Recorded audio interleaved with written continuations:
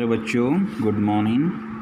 तो भी हमारा कंसेप्ट चल रहा था लॉज ऑफ मोशन का, और जिसमें हमने फर्स्ट लॉ ऑफ मोशन या लॉ ऑफ इनर्शिया का कंसेप्ट जो है डिस्कस कर लिया था, जिसमें 3 टाइप ऑफ इनर्शिया के हमने केस पढ़े थे।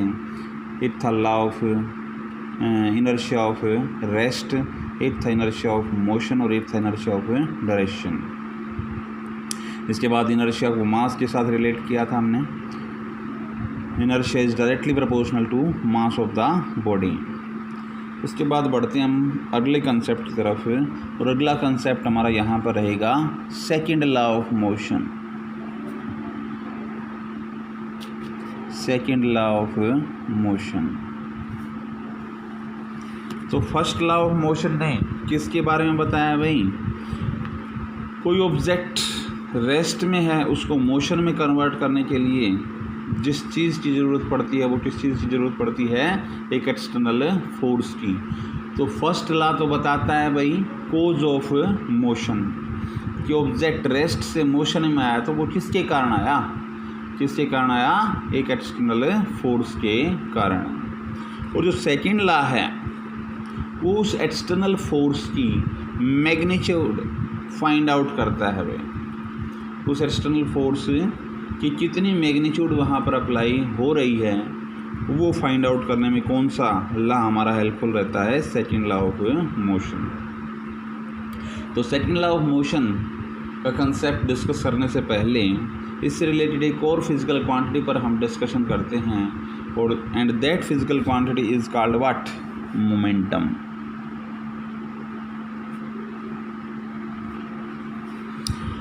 तो मोमेंटम का क्या कंसेप्ट है भाई? आप ऑब्ज़र्व करते हैं कि एक जो टेबल टेनिस की बॉल है, और वो अगर एक प्लेयर को लगती है तो उसको इतनी चोट फील नहीं होती जितनी अगर एक क्रिकेट बॉल अगर किसी प्लेयर को लग जाती है या किसी स्पेक्टेटर को लग जाती है, तो वहाँ पर जो है उसको चोट ज़्यादा फील होती है। उसके पीछे रीज़न क्या रहा? क्योंकि क्रिकेट बॉल का जो मास है वो टेबल टेनिस बॉल के मास से क्या है? ज़्यादा होता है। इसी तरह से एक बुलेट है, वो बड़ी हाई स्पीड से किसी चीज़ को स्ट्राइक करती है तो वो बड़ा नुकसान करती है। तो उसके पीछे रीज़न क्या रहा कि भाई वहाँ पर कौन सा फैक्टर रोल प्ले कर रहा है? उसकी वेलोसिटी का फैक्टर रोल प्ले कर रहा है। तो कोई भी फिज़िकल क्वांटिटी की 2 चीज़ें यहाँ पर रोल प्ले कर रही हैं, एक उसका मास और दूसरी उसकी वेलोसिटी। और इन दोनों फिज़िकल क्वांटिटी से रिलेट करते हुए एक फ़िज़िकल क्वांटिटी हम यहाँ पर लेकर चलेंगे, मोमेंटम।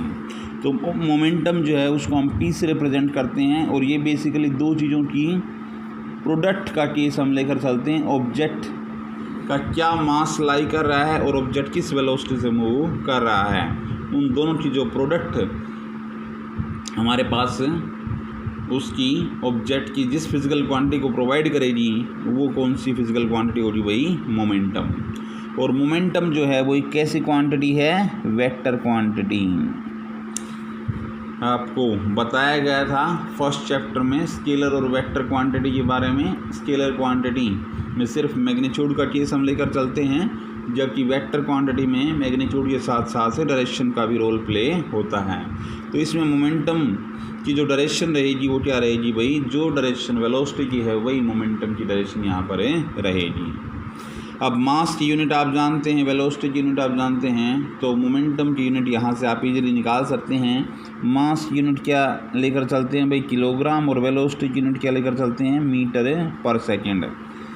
तो यहाँ से मोमेंटम की जो हमारे पास यूनिट आ जाएगी वो किसकी इक्वल आ जाएगी भाई? किलोग्राम मीटर पर सेकेंड। तो भाई ये तो कंसेप्ट हो गया हमारे पास किस चीज़ का? मोमेंटम का। अब मोमेंटम के कंसेप्ट को हम आगे बढ़ाते हैं और फिर उसको रिलेट करवाएंगे किसके साथ? सेकंड लॉ ऑफ मोशन के साथ। तो इसके लिए एक और एग्जांपल हम लेकर चलते हैं। मान लीजिए कोई गाड़ी जो है वो उसकी बैटरी लो है और उसको हम स्टार्ट करना चाहते हैं, तो उसके लिए क्या करेंगे, 2 या 3 बंदे उसको पुश करते हैं। अब स्टार्टिंग केस में हो सकता है वो स्टार्ट ना हो, लेकिन एक कंटिन्यूअस अगर उसको पुश किया जा रहा है तो कुछ टाइम के बाद उसका इंजन क्या हो जाता है, स्टार्ट हो जाता है।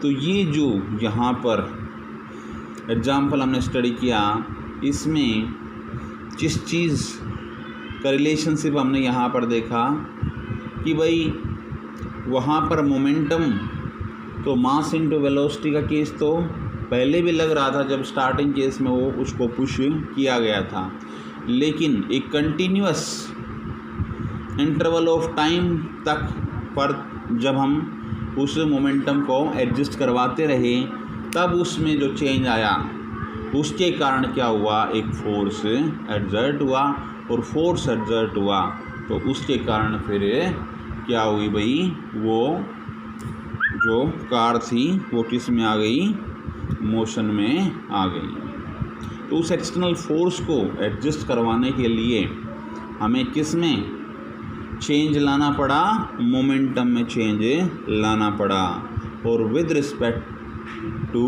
टाइम।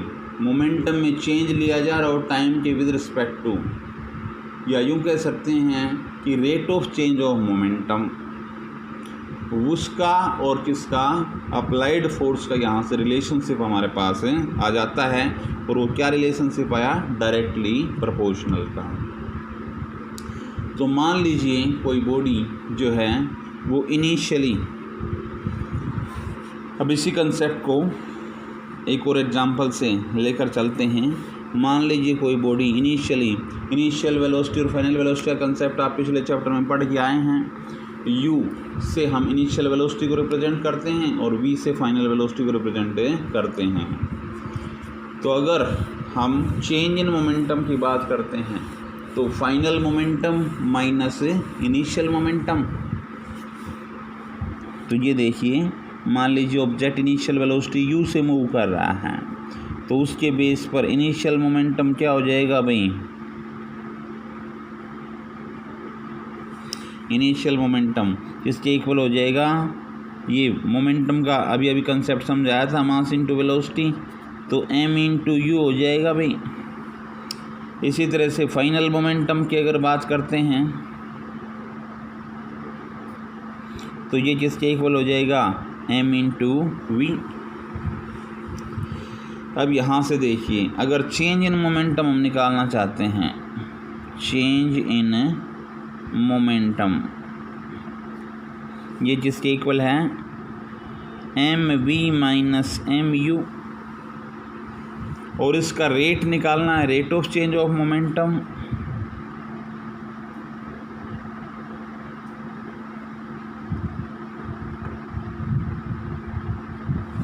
वो किसके इक्वल होगा भाई, M V minus M U with respect to T.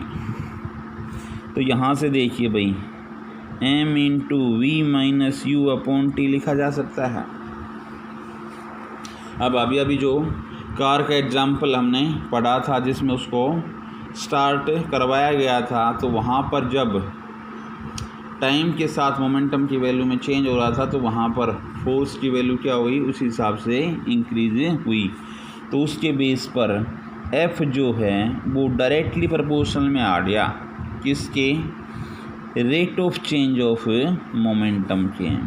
तो m into V minus U upon T के वो डायरेक्टली प्रोपोर्शनल में आ गया। यहाँ से F इस प्रोपोर्शनलिटी साइन को हटाएंगे तो एक कांस्टेंट k आ जाएगा, m into V minus U upon T. लेकिन v minus U upon T तो आपने पिछले चैप्टर में पढ़ा था, ये तो किसके इक्वल था, एक्सेलरेशन के। तो यहाँ से f का रिज़ल्ट हमारे पास किसके इक्वल आ गया, k इंटू एम इंटू ए। अगर k की वैल्यू 1 लेकर चलते हैं तो f का रिलेशनशिप m इंटू ए के रूप में आ गया, नहीं आ गया। तो यहाँ से उस अप्लाइड फोर्स की मैग्नीट्यूड का रिज़ल्ट यहाँ से निकाला जा सकता है। अगर उस ऑब्जेक्ट का मास आपको पता हो और वहाँ कितना एक्सेलरेशन प्रोड्यूस हुआ है इसके बारे में पता हो, तो उन दोनों की प्रोडक्ट जो है यहाँ पर किस चीज़ की वैल्यू प्रोवाइड कर देगी, फोर्स की वैल्यू प्रोवाइड कर देगी। तो इस तरह से इस फोर्स का और चेंज इन मोमेंटम का रिलेशनशिप यहाँ से हमारे पास आ जाता है। तो सेकंड लॉ ऑफ मोशन जो है वो किस चीज़ की वैल्यू प्रोवाइड करती है, जिस फोर्स ने मोशन का कोज किया था उसकी मैग्नीट्यूड का रिज़ल्ट हम किस लॉ से निकालते हैं भाई, सेकंड लॉ ऑफ मोशन से। तो अब इस सेकंड लॉ ऑफ मोशन से रिलेटेड कुछ और एग्जांपल हम लेकर चलते हैं। आपने नोट किया होगा क्रिकेट के मैच में जब कोई फील्डर किसी बॉल को कैच करता है तो वो अपने हैंड्स को पीछे की तरफ ले जाता है और फिर वो कैच करता है। उसके पीछे रीज़न क्या होता है कि अपने हाथों को पीछे ले जाने में वो किस चीज़ की वैल्यू को इंक्रीज़ कर लेता है, वहाँ पर टाइम की वैल्यू को इंक्रीज़ कर लेता है। टाइम की वैल्यू को इंक्रीज़ कर लिया तो वहाँ पर rate of change of momentum जो है वो वहाँ पर क्या हो जाता है भाई, डिक्रीज हो जाता है। और अभी बताया rate of change of momentum के फोर्स तो क्या है, डायरेक्टली प्रोपोर्शनल। तो इसीलिए वहाँ पर जो फोर्स एक्सर्ट होगा उसकी वैल्यू क्या हो जाएगी भाई, कम हो जाएगी, और उसके बेस पर फिर उसको चोट लगने की संभावना वहाँ पर कम रहेगी। लेकिन अगर वो डायरेक्ट कैच करने की कोशिश करता है तो आपने कई बार सुना होगा क्रिकेट मैच में प्लेयरों को चोट लग गई। वो चोट किसके कारण लग गई, क्योंकि वहाँ पर वो डायरेक्ट कैच करने की कोशिश करते हैं, हाथों को बिना पीछे ले जाए, तो वहाँ पर क्या होता है भाई, टाइम की वैल्यू वेरी शॉर्ट होती है। टाइम की वैल्यू वेरी शॉर्ट होती है तो वहाँ पर rate of change of momentum क्या होता है, वहाँ पर फास्ट होता है। और rate of change of momentum अगर ज़्यादा होगा तो फोर्स एक्सर्ट की वैल्यू क्या होगी भाई, ज़्यादा। इसीलिए वहाँ पर जब ज़्यादा फोर्स एक्सर्ट होगा तो इसीलिए वहाँ पर चोट लग जाती है। तो ये यहाँ पर कुछ एग्जाम्पल थे जिसके बेस पर हमने न्यूटन से सेकंड लॉ ऑफ मोशन या simply second law of motion को यहाँ पर डिस्कस किया। इसी तरह से आप देखते हैं कोई हाई जंप वाला प्लेयर है तो वो जो जंप करता है तो जहाँ पर जंप करता है वो एरिया या तो जो है सैंडी होता है ताकि वो जब उसके ऊपर गिरे तो उसको चोट ना लगे, क्योंकि गिरने के बाद वहाँ पर वो क्या लेता है, अपने आप को मैनेज करने में कुछ टाइम लेता है। तो टाइम पीरियड की वैल्यू वहाँ पर क्या हो गई, इंक्रीज़। टाइम पीरियड की वैल्यू इंक्रीज़ हो गई तो rate of change of momentum वहाँ पर क्या हो जाता है, डिक्रीज। इसीलिए फोर्स वहाँ पर कम एक्सर्ट होगा, इसीलिए वहाँ पर उसको चोट कम लगेगी। तो ये कुछ डेली लाइफ से हमने एग्जांपल लिए जहाँ पर कौन से लॉ का यूज़ होता है, सेकंड लॉ ऑफ मोशन का। इसके बाद बढ़ते हैं भाई अगले कंसेप्ट की तरफ, थर्ड लॉ ऑफ मोशन।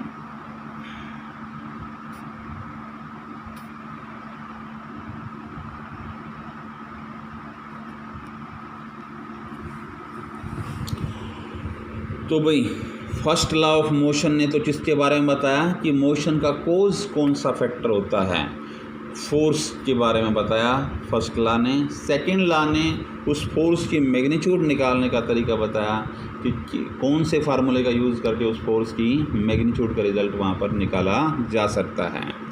और थर्ड लॉ ऑफ मोशन जो है वो क्या करता है, दो फोर्सेस को कंपेयर करता है, दो फोर्सेस को कंपेयर करता है।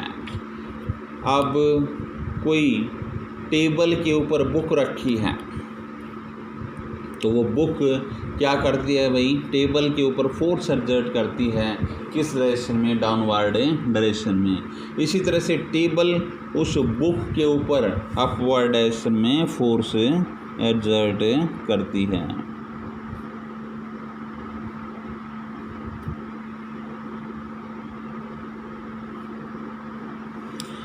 ये मान लीजिए टेबल है और यहाँ पर ये बुक रखी हुई है, तो ये बुक तो क्या करेगी, इस टेबल के ऊपर डाउनवर्ड डायरेक्शन में फोर्स एक्सर्ट करेगी।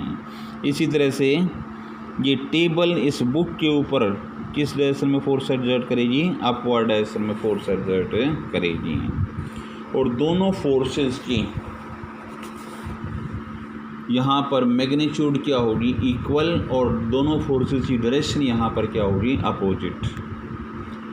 तो एक फोर्स जो एक ऑब्जेक्ट दूसरे के ऊपर एक्सर्ट कर रहा है वो तो क्या बोला जाएगा, एक्शन, और दूसरा ऑब्जेक्ट पहले वाले ऑब्जेक्ट के ऊपर फोर्स एक्सर्ट कर रहा है वो क्या बोला जाएगा, रिएक्शन।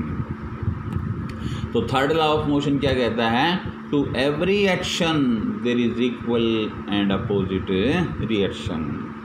ये ऑब्जेक्ट इसके ऊपर फोर्स एक्सर्ट कर रहा है, ये ऑब्जेक्ट इसके ऊपर अपोजिट डायरेक्शन में फोर्स एक्सर्ट कर रहा है, दोनों की डायरेक्शन वहाँ पे एक दूसरे क्या है, जस्ट अपोजिट।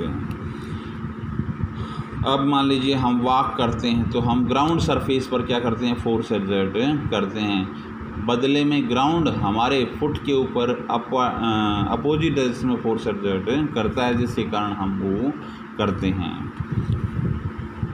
इसी तरह से और एग्जाम्पल भी आप थर्ड लॉ ऑफ मोशन से रिलेटेड ले सकते हैं।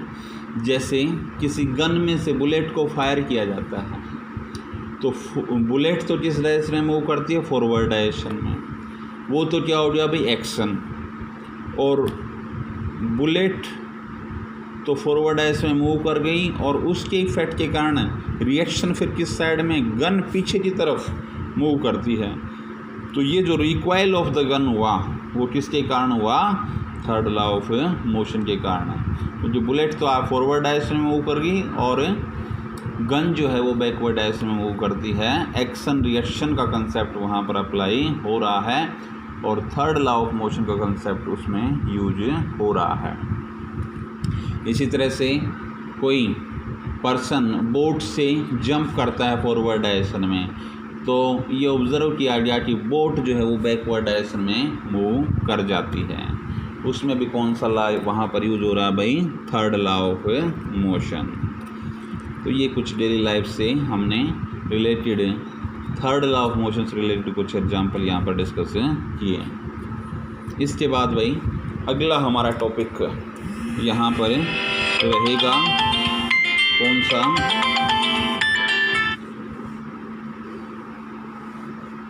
Law of conservation of momentum. Law of conservation of momentum.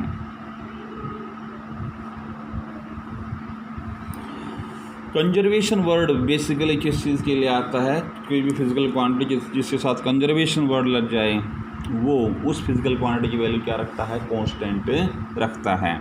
जैसे आपने पढ़ा होगा law of conservation of energy, energy can neither be created nor be destroyed but it can change from one form to another. तो वहाँ पर energy की value क्या रहती है, कांस्टेंट रहती है। तो यहाँ पर मोमेंटम की वैल्यू कैसे कांस्टेंट रहेगी उसके बारे में हम यहाँ पर डिस्कशन करेंगे। मान लीजिए दो बॉल्स हम लेकर चलें और जिसमें एक बॉल का मास हमारे पास है ma और दूसरी बॉल का मास है हमारे पास mb। दो बॉल्स हमने ली a और b। ma बॉल a का मास है और mb बॉल b का मास है। इनिशियली ये बॉल किसी पर्टिकुलर वेलोसिटी से मूव कर रही थी, वो वेलोसिटी हमने ले ली uA, और इनिशियली ये बॉल किसी पर्टिकुलर वेलोसिटी से मूव कर रही थी, वो वेलोसिटी हमने ले ली ub। अब अगर ua is greater than ub हो, ua is greater than ub हो, मीन्स ये स्लोली चल रही है, ये फास्टली चल रही है, तो कुछ टाइम के बाद ये इस बॉल के साथ क्या कर जाएगी, कोलाइड कर जाएगी। तो कोलाइड करने के बाद अब इनकी वेलोसिटी वहाँ पर क्या हो जाएंगी, चेंज हो जाएंगी। आफ्टर कोलिजन मान लीजिए A moves with velocity VA और B moves with velocity VB। देखिए दो केस यहाँ पर समझने की कोशिश कीजिए। एक तो कोलिजन से पहले इनकी वेलोसिटी थी भाई UA और UB, और एक कोलिजन के बाद उनकी वेलोसिटी हैं VA और VB। अब आपके पास मास अवेलेबल हैं, आपके पास वेलोसिटीज़ अवेलेबल हैं, तो अभी मोमेंटम का कंसेप्ट आपको समझाया था, मास इनटू वेलोसिटी का कंसेप्ट। तो अगर यहाँ पर टोटल मोमेंटम, यहाँ पर मान लीजिए A के द्वारा जो मोमेंटम एक्सर्ट किया जा रहा है वो कितना होगा, यहाँ पर अगर उसमें कितना मोमेंटम में चेंज आ रहा है, change in momentum, change in momentum for ball A किसके इक्वल होगा भाई, final momentum minus initial momentum और डिवाइडेड बाय टाइम। तो m अब किसके लिए ले रहे हैं, A के लिए, तो MAVA माइनस MAUA और डिवाइडेड बाय T आ जाएगा भाई। यहाँ से देखिए MA कॉमन लिया जा सकता है, अंदर आ जाएगा VA minus UA upon T। इसी तरह से अगर हम निकालते हैं चेंज इन मोमेंटम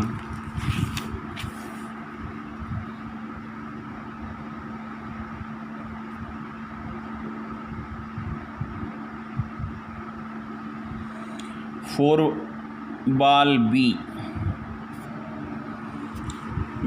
के कंसर्न अगर हम मोमेंटम में कितना चेंज हो रहा है वो निकालेंगे, तो वो किसके इक्वल आ जाएगा भाई, MBVB minus MBUB divide by T।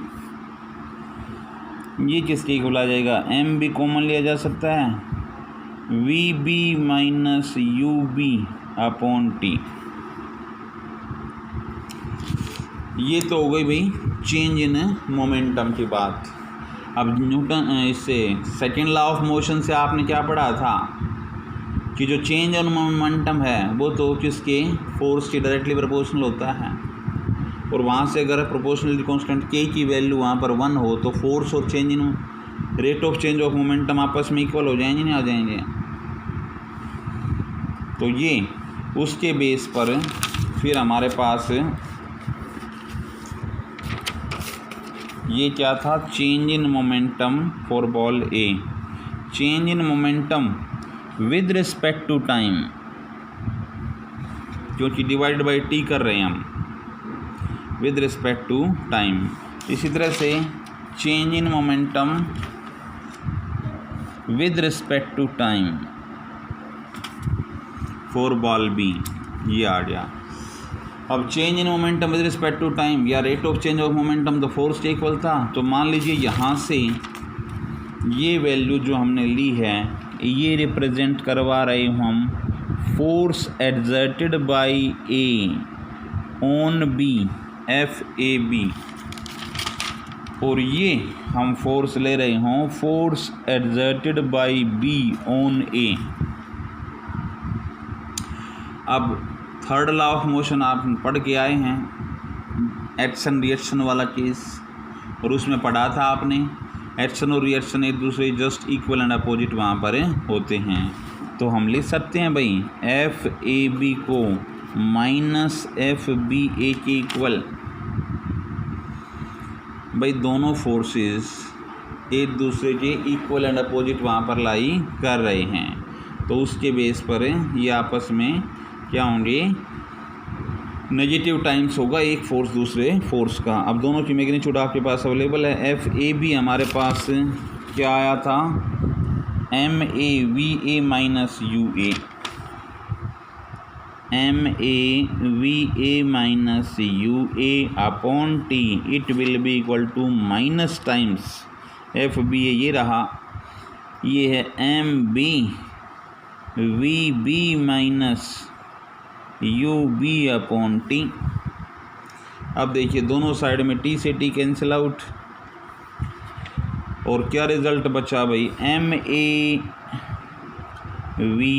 Minus MAUA it will be equal to minus MBVB और माइनस माइनस प्लस MBUB। अब देखिए यहाँ पर क्या करेंगे हम, MAUA और MBUB, ये MAUA इस साइड में जाएगा तो प्लस में हो जाएगा, तो ये आ जाएगा MAUA प्लस MBUB, ये एक साइड में रख लिए। और ये जब टर्म इधर आएगी तो ये माइनस की थी तो दूसरी साइड में जाएगी तो प्लस की हो जाएगी, तो ये आ जाएगा MAVA प्लस MBVB। अब देखिए UA और UB तो इनिशियल वेलोसिटी थी और VA और VB फाइनल वेलोसिटी थी, और उनके प्रोडक्ट अगर मास के साथ ले जाए तो वो मोमेंटम ही तो हो गया। तो ये हो गया टोटल मोमेंटम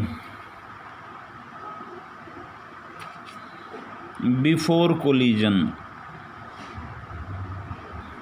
जब दोनों बॉल्स आपस में कोलाइड नहीं की थी उससे पहले जो टोटल मोमेंटम था वो ये था, और ये आ गया भाई total momentum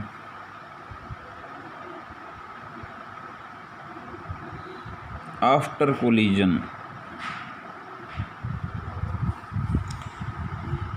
total momentum before collision, total momentum after a collision, दोनों की वैल्यू क्या आ रही है भाई, इक्वल आ रही है। इसका मतलब उनमें कोई चेंज ऑब्जर्व नहीं किया जा रहा।